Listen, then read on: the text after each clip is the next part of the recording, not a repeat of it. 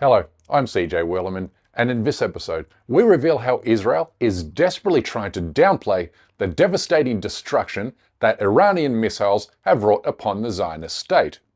But first, please remember to like and subscribe to our show. Now let's get into it. I never fully appreciated the German word Schadenfreude until Iranian ballistic and hypersonic missiles slammed into Tel Aviv over the weekend. In English, Schadenfreude means to take great pleasure from another person's misfortune. And hardly anything has brought me more joy than watching Israelis take to social media to complain about being bombed by a foreign military. The irony couldn't be more delicious, because the same people who told Palestinians to stop crying about being bombed are the same people who are now running and scrambling for the nearest bomb shelter.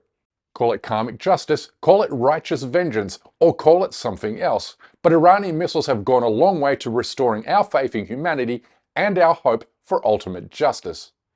And justice is exactly what this is.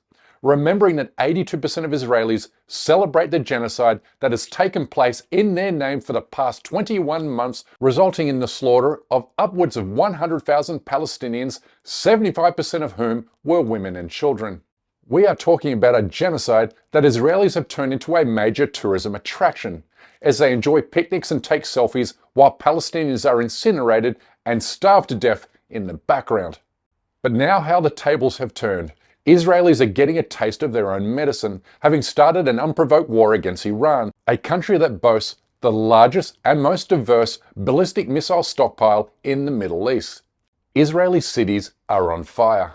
This is not Gaza, this is downtown Tel Aviv. This is what Israel is desperate to keep hidden from the world, as it does its best to conceal the magnitude of Iran's counterattack.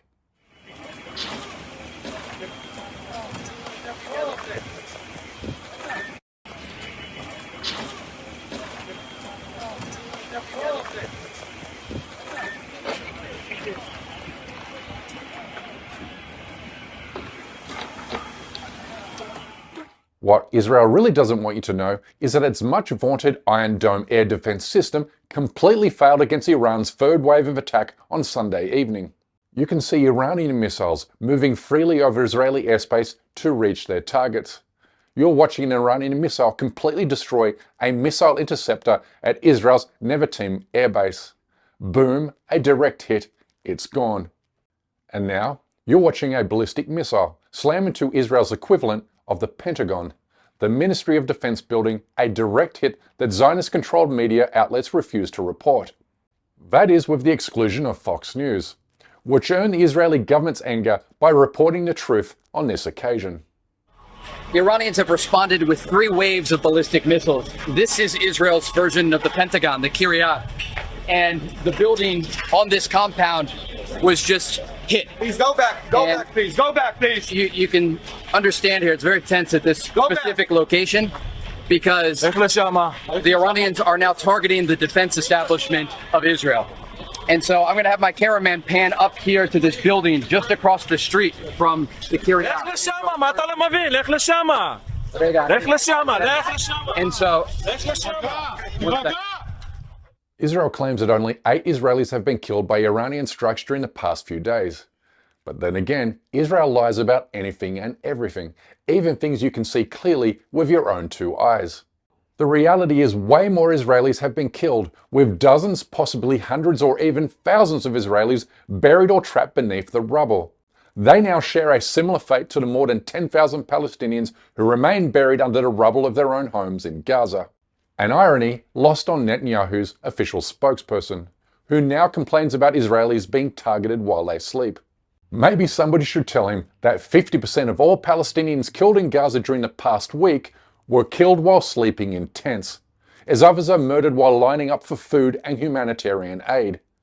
Israel is finding out the hard way that it's far more difficult to fight against the military of a nation state than it is to kill starving children in an open-air prison. And whereas the Palestinian resistance is armed only with light weapons and homemade rockets, the Iranian military is armed with some of the most lethal missiles available on the planet. This is Ramat Gan City, located on the edge of Tel Aviv. Bam! Devastating impact. And this is the Mediterranean port city of Haifa, where hypersonic missiles took out a major oil refinery depot, leaving behind a scene of utter devastation. Whoa! Oh!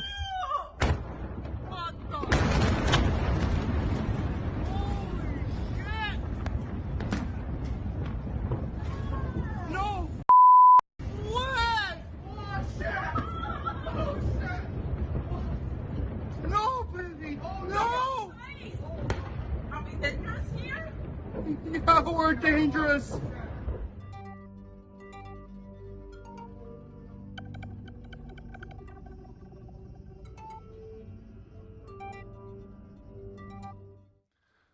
This is Tel Aviv, where missiles are slamming into Israeli targets with relative ease.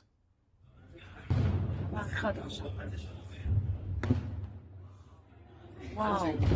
Wow.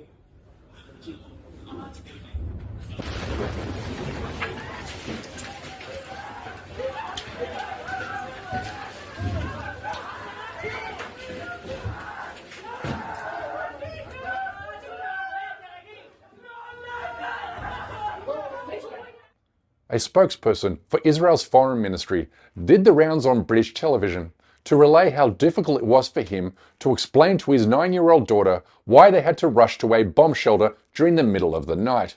Which begs an obvious question. Is this his 9-year-old daughter? Did she write her name on a bomb that killed Palestinian children? You see, unlike Israel, Iran is not deliberately targeting civilians, which even Israeli military acknowledges to be true, saying that 90% of Iran's missiles are fired at Israeli military sites. And because every Zionist accusation is a confession of wrongdoing, it falsely accused Hamas of hiding beneath hospitals in Gaza, while Israeli soldiers construct a new military command base underneath Tel Aviv's Ichilov hospital. They really are a shameless bunch of lying cowards. So much so that even Israeli comedians are taking to the bombed out streets of Tel Aviv to mock their leaders for bombing every country in the Middle East. Shalom from Tel Aviv. Today I'm giving you a guided tour of what happens when you bomb other countries for fun and act surprised when they shoot back. Stick around. Next stop, denial and international outrage. Thanks to your support, we've been ignoring war crimes since 1948. More worrying for Israel is it's running out of interceptor missiles for its Iron Dome air defense system, with US officials now worried that further retaliation from Iran will drain the US global missile stockpile to a horrendous level in coming days. This reality is not lost on ordinary Israelis, who see clearly the writing on the wall and are now fleeing the Jewish state in record numbers, which has forced the Israeli government to ban its citizens from leaving by air. A new report claims that Israel is now paying thousands of dollars to escape Israel by small yachts from the port cities of Haifa and Ashkelon.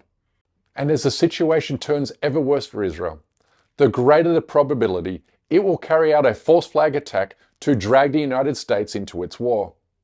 Because here's the thing, Israel cannot defeat Iran, and nor does it have the capability to hit Iran where it counts, deep inside its mountain fortresses.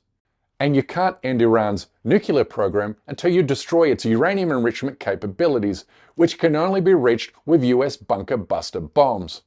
The problem for Israel is that Trump has stated clearly that the US won't get actively involved in Israel's war unless Iran targets Americans, which is ominous given Israel has a proven history of dragging the US into wars via false flag attacks.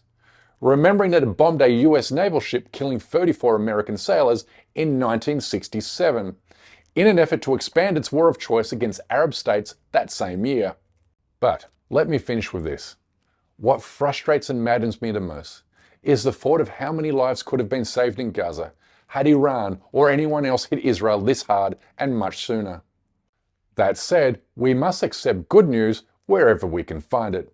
And the great news here is Israel is heading towards a shattering defeat, because its allies are cutting it adrift and its enemies are growing more emboldened. Anyway, that's my time for today. Please remember to subscribe to this channel, and we kindly ask you please support our effort to expose and confront injustices in the Muslim world by becoming a member of this show at patreon.com/CJ We can't produce, sustain and grow the show without your help, and we offer exclusive benefits to those who do. But for now, good night, good morning, wherever you are, and stay blessed.